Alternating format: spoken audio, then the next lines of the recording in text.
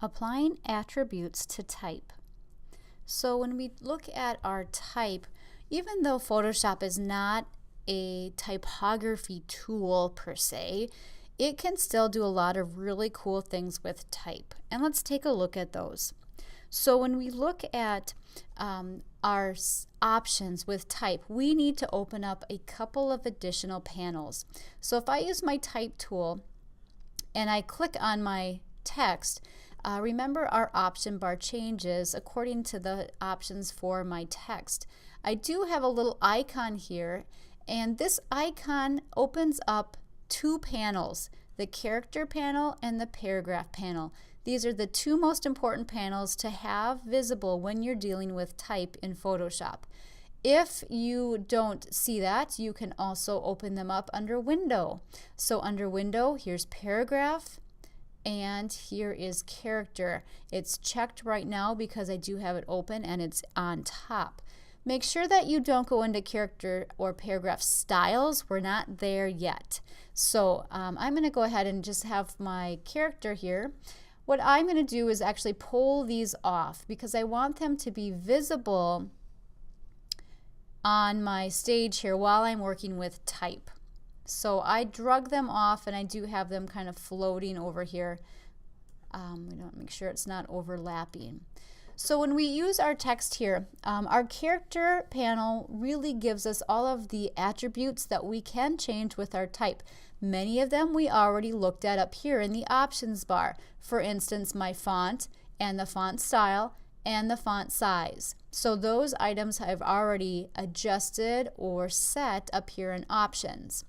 But we have some other things down here that are very important that you should know what they are and what they do, how they work.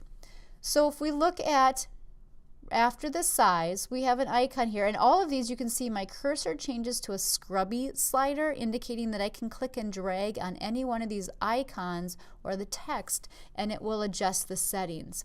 So where it says auto here, this is to adjust the leading or set the leading.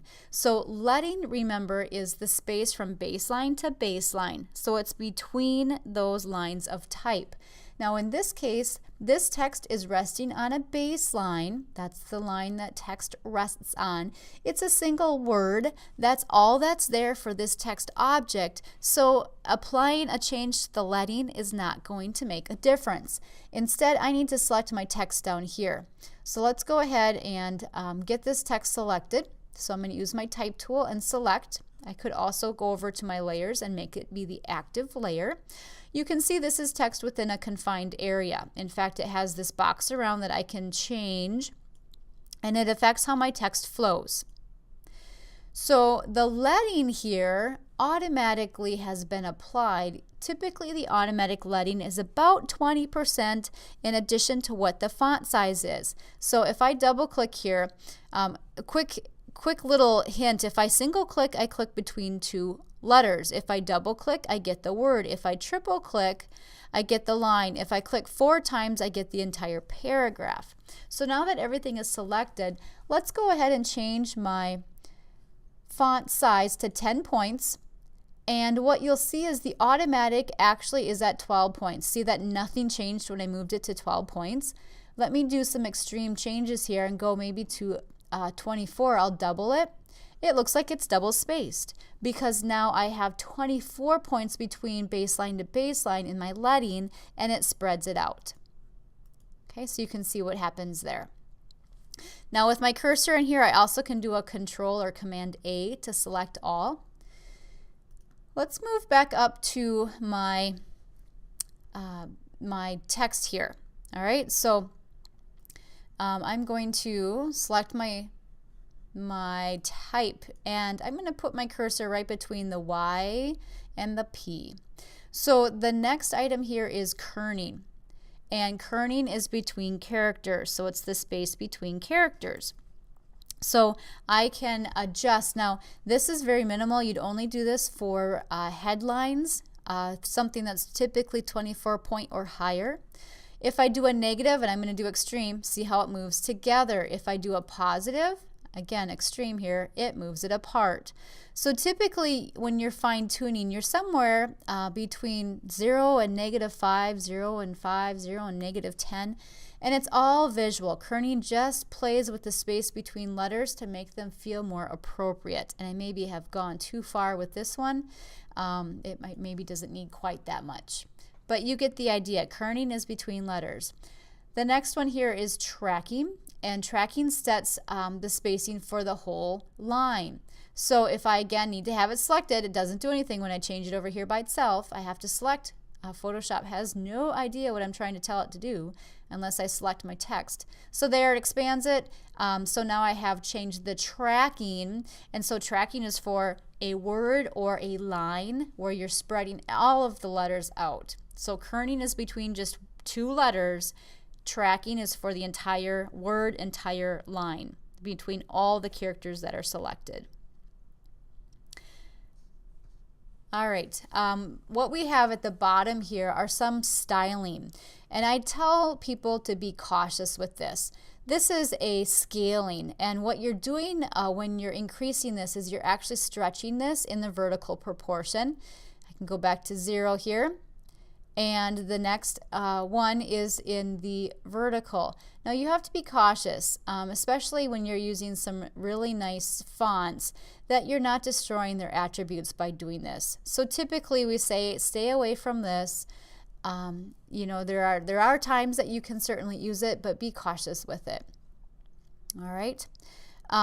Notice that when I start messing things up really bad, I can go here and reset this. When I reset it, it resets all of these back to a default setting. So if you really get in a mess with playing around with these items, you can certainly go back and change that. Now the next is a baseline shift, and so this in a positive amount moves my baseline up. In a negative amount, it moves it below the baseline. So here's the baseline that this type is setting on, and I'm now below that.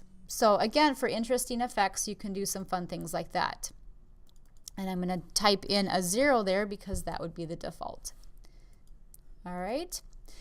The next is color. Of course, we can play with our color here as well. So I'm getting the same thing that I got when I was out up here in my options bar. This next row are all faux items. So a faux bold, a faux italic, a faux all caps, a faux small caps. You get the idea. Superscript and subscript, probably one of the few that you will actually use here.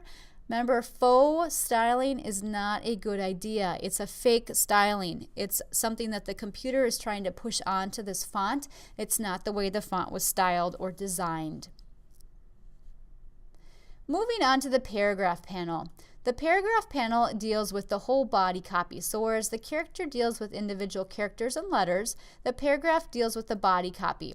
So if I deselect this, let's go down to my paragraph here, and I can select this whole thing. So here's my alignment. So I have the left align, centered align, right aligned, and then my justifications. If that's what you'd like to justify, be cautious with justifications because they can create some really weird, awkward spacing issues, and especially your last line. So we're going to stick with the basic left aligned. Now what I have here is a first line. I have an indent, so I have a first line indent right here, which if I increase this amount, you'll see that my first line is indenting. It's going very, very slow. Let's do a tremendously large number. There you go. You can see the first line indent. So instead of doing tabs or space, space, space, space, you put a first line indent for the new line of a paragraph. I'm going to reset that. And this is a margin, sort of speak. So you're indenting the left margin. And again, if I just use the scrubby slider, you can see how it's going over from that left side. And this is the opposite, where it would be going over from the right side. So as I increase that, you can see that it's taken a moment to redraw it, but the letters are ending sooner. Okay. This is a space before, this is a space after. So if I increase my space before a paragraph, I would get a space, and this is my space after a paragraph. I don't have any paragraphs in here. Let's go ahead and reset this for a moment.